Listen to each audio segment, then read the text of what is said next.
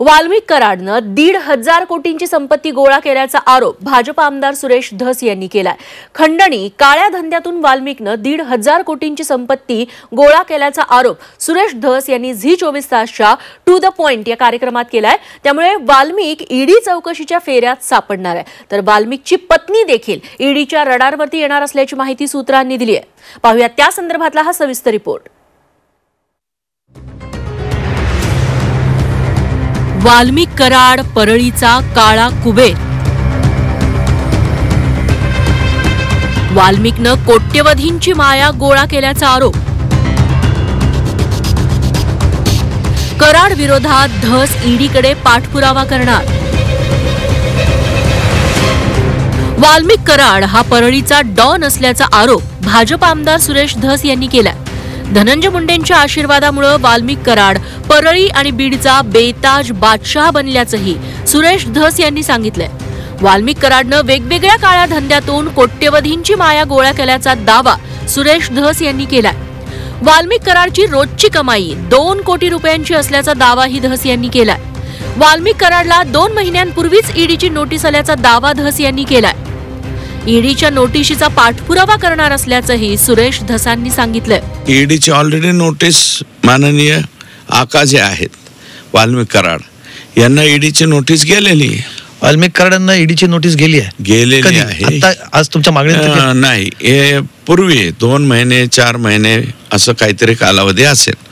प्रेमपत्र जे आहे ईडीचं ते त्यांना गेलेलं आहे, ही कन्फर्म माहिती मला आज मिळाली। कशासाठी त्यांच्या या सगळ्या मालमत्ता? मालमत्ता म्हणजे एका दिवसाला इतके कोटी रुपये जमा झालेच पाहिजेत, इतके कोटी जमा झालेच पाहिजेत, 2 कोटी 5 कोटी 3 कोटी मग तो सगळीकडून महसूल आला पाहिजे, तेवढा महसूल जमा केलाच पाहिजे। अहो त्यांच्या दुसऱ्या पत्नीच्या नावावर कुठं कुठं प्रॉपर्टी आहेत, आता गावांचे नावं यायला लागली, त्याचे सातबारे यायला लागले माझ्याकडं। ते सगळे सातबारे हे ते घेऊन एखाद्या कोणत्या मोर्चात मी बोलेल, नाही तर मग पुढच्या आठवड्यात येऊन परत तुम्हाला टू द पॉइंट मध्ये विनंती करेल मी, मायबाप साहेब एवढं करा की मला तुमच्या टू द पॉइंट मध्ये घ्या। वाल्मिक कराडला आलेल्या ईडीच्या नोटिशीबाबत धनंजय मुंडेंनी कानावर हात ठेवलेत। वाल्मिक कराडला आलेल्या नोटिशीबाबत काहीच माहिती नसल्याचं धनंजय मुंडेंनी सांगितलंय। वाल्मिक कराडला ईडीची नोटीस गेली असं काल सुरेश धस यांनी म्हटलं, काय वाटतं मला? आणखीन त्याची काय माहिती नाही। त्यांनी असंही म्हटलं की काल अजित पवारांकडे राजीनामा दिला अशी देखील एक बातमी आली होती काल। काहीही राजीनामा वगैरे दिलेला नाही।